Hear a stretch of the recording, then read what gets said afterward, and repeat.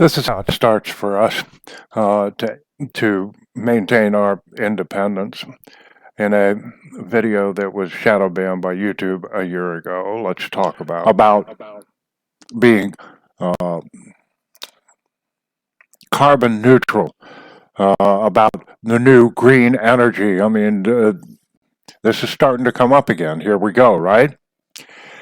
Now, the fact of the matter is that we don't need to produce less CO2. We need to produce more CO2. There's a reason that they call carbon dioxide a greenhouse gas. It's because they pump carbon dioxide into the greenhouses to make the plants grow. So we're going to ignore that obvious fact, right? And so let's use their own rhetoric against them, and I'll show you how stupid these politicians are. But first, in California, they're giving a certificate that you keep on the app on your phone if you've been vaccinated for this virus, right? So here we go. Here's the start of that's your passport. I mean, you won't be allowed in a grocery store unless you can show on your app on your phone that you have been vaccinated, right? I mean, that's coming. And speaking of grocery stores, the Kroger chain has shut down their grocery stores in California. They're not going to put up with the nonsense. Okay, so let's get on with the main event. What brought this to light to me is this thing about John Kerry going to Iceland to receive, the award for the most influential person about climate change, and what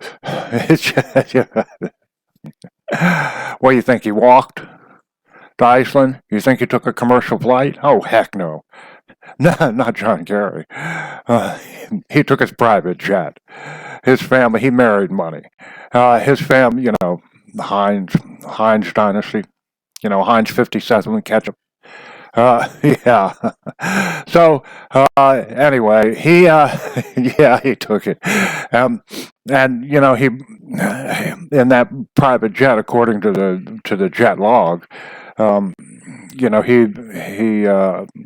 he flew around in that jet for 20 hours last year, which is 4.6 metric tons of carbon dioxide, as opposed to that's a private jet burns roughly 5 tons, emits 5 tons of CO2 per hour, as opposed to a commercial flight, which is, and I calculated it, 250 pounds per passenger per hour. He could have flown commercial. But oh no, he's too important, right? So let's use this against these guys, right? And a little bit of common sense and some math. And I'll show you how stupid they are. Now, the two biggest emitters of carbon dioxide are vehicles, powering vehicles and machinery, and producing electricity. So, this is what they're going after, right? Because the statisticians have told them that. And that's 60% of all the CO2 emissions. Barb and I put a lot of effort into being environmentally friendly, and being conscious of self-sustainability. We don't want to do any damage to the environment, and we don't want to do any damage to the natural resources that we are the stewards of. So, thus off-grid, we produce our own electricity, all that kind of stuff, solar power. So, I decided that it might be a nice little exercise if we calculated. I mean, I know, Barb and I know that we're at least carbon neutral. Um, and so I figured I'd calculate it. And I looked all the stuff up, just like you can look this stuff up. And a human being produces roughly 550 pounds of CO2 from, CO2 comes from the decay of carbon. So, your excrement, your breath, all that kind of stuff. That's 550 pounds a year, right? And so Barb and I were a family of two, just she and I. And we have we have a dog and we have a cat that live with us. So we're going to count them as humans too, even though they don't produce as much CO2 as we do. So we're going to say that we produce 2,000 pounds of CO2 a year just from being alive. Okay? Our little family unit. And we have two vehicles, and between the two of them, we accumulate less than 15,000 miles a year, but we're going to be conservative and say 15,000 miles a year. So there's another 12,000 pounds of CO2. Okay? So 1 ton of CO2 from just being alive, family of 4, and 6 tons from driving vehicles. And one of the vehicles is a mid-sized pickup, and the other is a very economically or very ecologically friendly foreign car. So now that's the total. Oh wait, we also heat with natural gas on the property here in town. So that's another 6,000 pounds. So we were up to 14,000 pounds of CO2, and that's another 6,000 pounds. So we produce, Barb and I, we produce 20,000 pounds or 10 tons of CO2 emissions per year. Okay, so what are, greenhouse gas, right? What are the things that absorb carbon dioxide and emit the oxygen, to scrub the carbon? Well, anything green. So here in town, we have a lawn, and that absorbs CO2, right? But we cut the grass, and that releases CO2. So that's a net zero, right?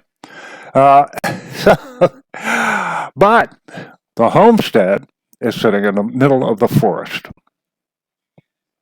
So how much CO2 does a forest absorb? Well, I had to look that one up too. 2.5 tons per acre of new growth trees, and half of that, 1.25 ton of old growth capacity. Well, the forest that we own and maintain is a mixture of old and new growth forest. So we're going to take the lowest number of 1.25 tons of old growth to determine if we are carbon neutral or not. So for us, it would take what? 8 acres? I can assure you, we are carbon negative. Matter of fact, we could use some of you folks to move out with us to be carbon neutral. So, if these politicians want to continue to go this way, why don't we as a society get on board and say, oh no, we have to go to the extreme. If this is going to end the world and all that kind of stuff, let's go to the very extreme. And let's pass legislation that everybody has to be carbon neutral. And if you're not, you pay a tax, depending on how much more carbon you produce from your consumption of utilities and gas and driving your car and all that kind of stuff. You pay a tax on, of X amount for however much more carbon dioxide you're responsible for producing than being carbon neutral. That put every one of them out of business. Every single one of them. John Kerry's just the tip of the iceberg. He's the energy czar, right? The green energy czar, right? Isn't he the new guy? And he is so far from carbon neutral that he'd be the first one to lose his millions. And he'd lose his wife's millions too. And there wouldn't be any more ketchup in the world because the Heinz fortune would be spent on carbon taxes. As a matter of fact, why don't we make it so that you can't run for political office if you're not carbon neutral? How about that? That's what AOC says all the time. How about that? So, okay, come on, AOC. Let's compare the numbers. Let's see who's carbon neutral and who's not. I mean, I'm carbon negative. She ain't even close to carbon neutral, I can tell you that.